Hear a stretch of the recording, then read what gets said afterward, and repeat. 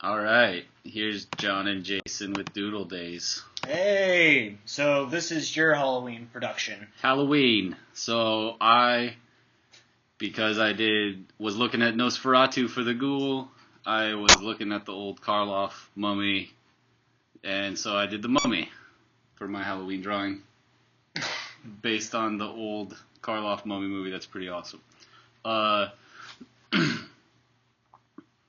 Yeah. So the normal Halloween, what I was thinking about was like the normal Halloween palette is just those like black and orange illustrations that you see all over the place. So I kind of wanted to like do that, but I don't really like just black and orange. So I was like, okay, I'll do purple and orange. And then I was like, okay, purpley blues. Because if I have orange and I'm going to use purple, then yellow's complementary, so I'll do orangey yellows and I'll do purpley blues. So it's like complementary analogous color scheme. Is that what you would call that? Something technical like that? But that's what I was thinking in terms of color. It's got them pink and blue eyes. Yeah, I was trying, in sort of the lower layers on the face, I wanted to put some bright colors that would sort of mix down but draw attention to the face later. I don't know. I think it does kind of what I want it to here.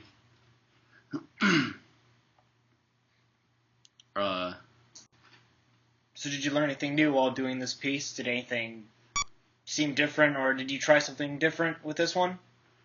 I did a really bad one that I had to say, okay, this is bad, and then I did this one, and I was like, all right, iteration, this is good.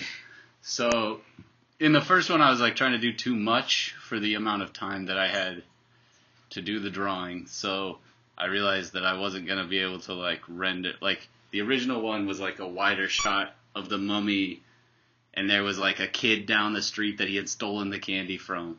And, like, yeah, I would have liked to do that one, but in terms of time management, I think I had to bring it down some.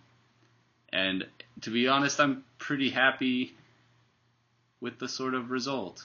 No, I hear you. I had to kind of do the same thing with what I was going to do. Originally, I was going to do, like, this pumpkin wizard, but I lost the file, and I went, like, all right, I'm just not going to do that. And I decided to go with the Frankenstein. Oh, that's never idea. Fun. Yeah. Well, that happens, but yeah, there we go. That's what helps make you a better artist, is knowing when to move on and do something different. Yeah.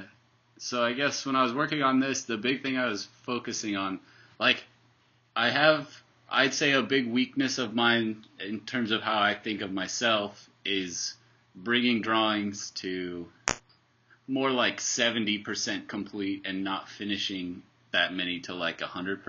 Mm-hmm. So I was trying to think in this one about like what are some direct steps I could take to getting what I personally would be more proud of as like a more finished type of product. And so I really tried to push the face a lot, and then at the end I tried to sort of clean it up with just black line to like throw what I had out there and then use the black line to round it out. I gotcha. And get my like final look. So here I'm doing that on the hand right here, where like I'm like, okay, that's as far as I'm gonna go with it. I gotta walk away from it at some point. Time to do some line work. And that sort of was my approach to everything. Yeah, no, you definitely have to keep track of yourself, especially when you're doing art, because it's so easy to get carried away into like this one bit and to push it to its best and then leave everything else kind of like really far behind. Especially in like, for me personally, the early sketching part, my tendency is to just hop into rendering because I'm excited about some detail I thought of, but like I haven't even figured out the proportions, or I haven't even drawn the legs yet or something like that, and that's sort of a big no-no.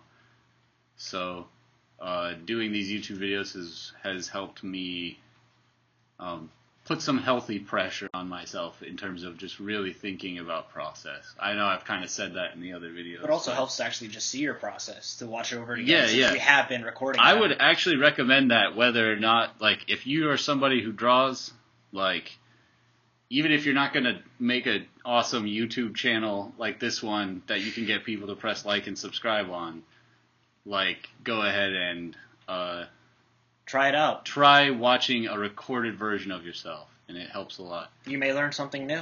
So yeah, I'll put the big art here, and Doodle Days. Doodle Days. Subscribe. Like it!